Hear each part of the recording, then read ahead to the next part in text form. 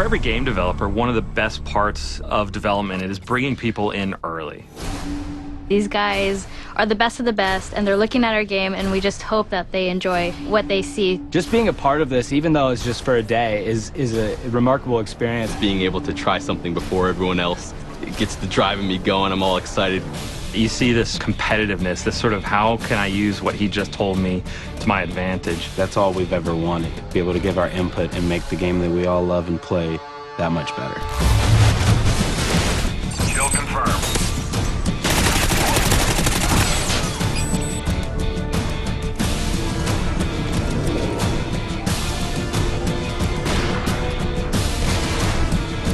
Crank really developed from the idea of playing again with the TDM rules. We've added this idea that once you get a kill, you become cranked. You start speeding up, you're running all crazy. And then you have 30 seconds to kill another enemy, and if you don't, you explode. And die. And all of a sudden it becomes very frantic Call of Duty. Lots of kills really quickly. I was running around the map going crazy looking for that last kill at the 2-second mark. You get a guy in your sights and someone comes in and steals that kill from you, and then you blow up, that's kind of a problem.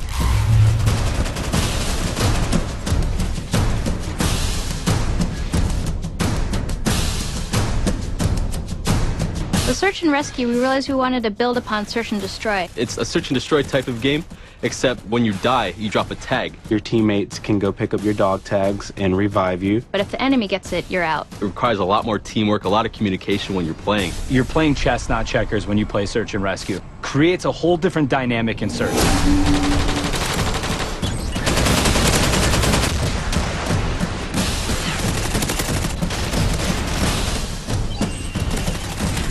Reviving teammates and taking out the enemy's tags became another objective within the search and destroy mode. I think it's going to be a lot more strategy involved.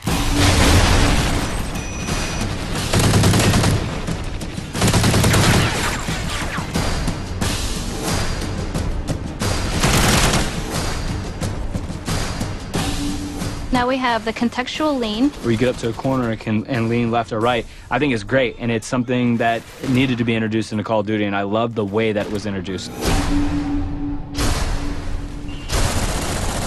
Knee slide's badass.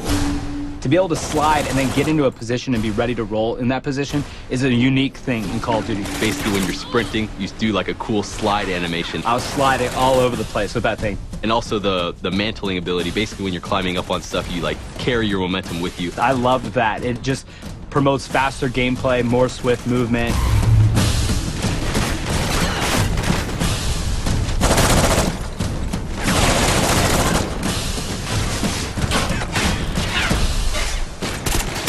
We brought back Assault, Support, and Specialist.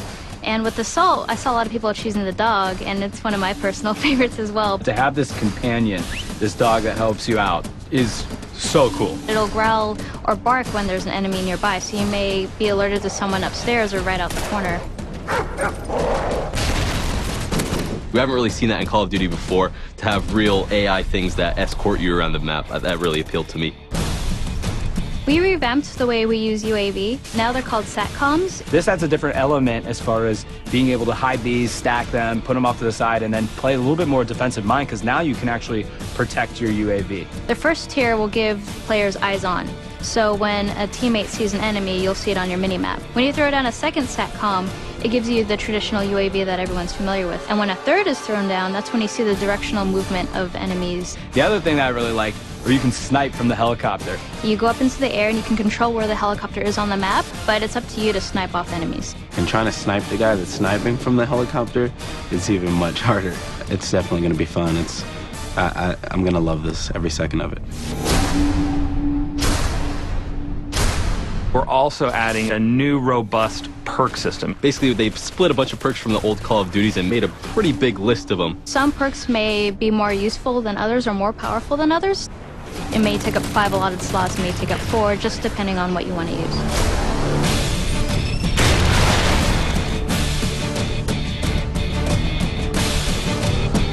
Usually when you're playing online, you have your headsets and you're calling out where enemies are, but sometimes when you're here in the moment, you forget to.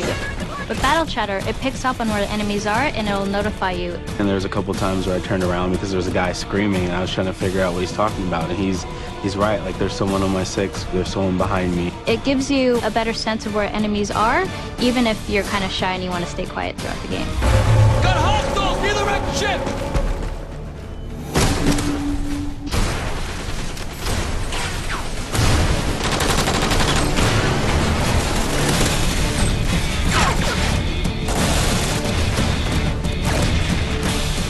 Working on Call of Duty Ghosts has been an amazing trip. We're getting close to the finish here.